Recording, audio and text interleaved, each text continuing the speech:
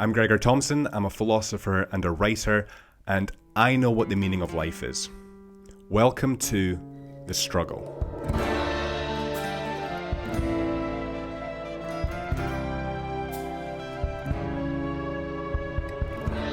This episode is brought to you by The Struggle newsletter. This is a weekly email newsletter that I send out for free every Sunday, a short article concerning the art of embracing productive struggle. And I also send out tips, strategies, and recommendations such as movies, music, podcasts, books, and recipes to help along the way.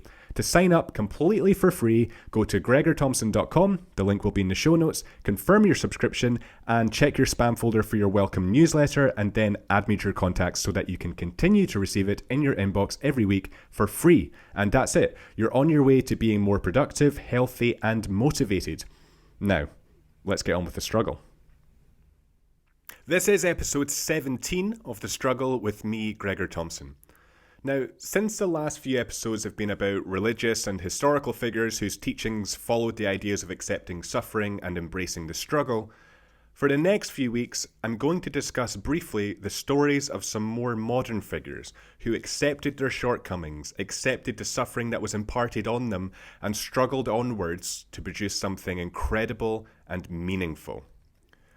There is a small minority that, even though some didn't even know they were doing it, embraced the struggle and progressed further than the majority to achieve success and fulfillment.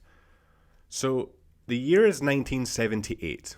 A sophomore student tried out for the varsity basketball team at Laney High School.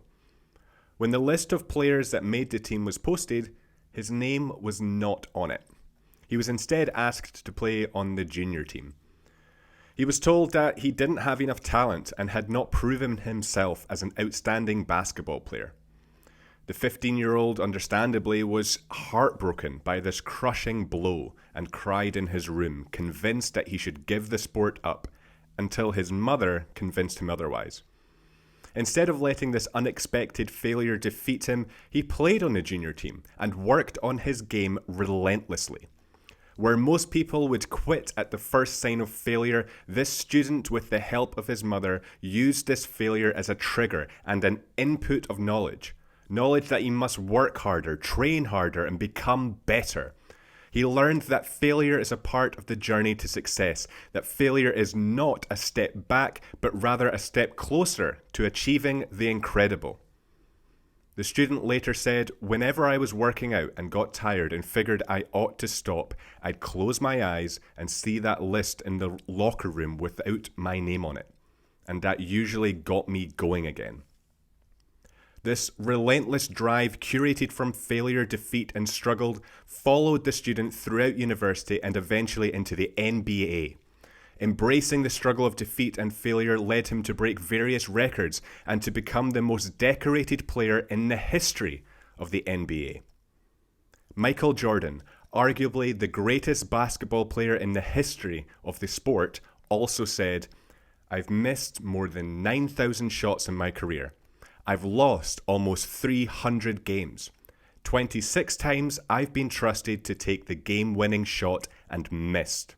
I've failed over and over and over again in my life. And that is why I succeed." Don't think because you failed that means you aren't succeeding.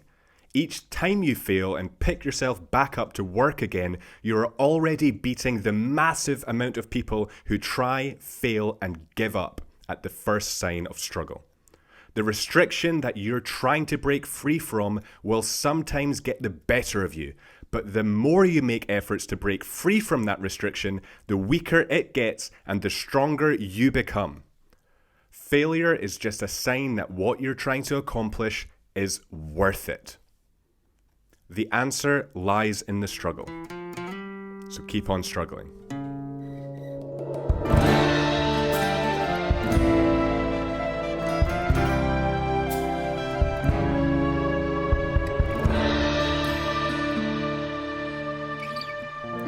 Just a few more things before you take off. Firstly, thank you for watching. It genuinely means a lot to see people viewing and liking the content. Second, if you're enjoying the content, please subscribe. It's the best way you can support the podcast. As you can probably tell, I don't have a team behind me helping with recording or editing the podcast. I don't have much fancy equipment and I don't have much financial resources to keep the podcast going. So any support, any subscriber is helping the podcast grow and helping me more than you know. You can stay up to date with everything I'm doing on social media. All of the links will be in the show notes. And you can also listen to the Struggle podcast on Spotify or Apple Podcasts. And lastly, keep on struggling.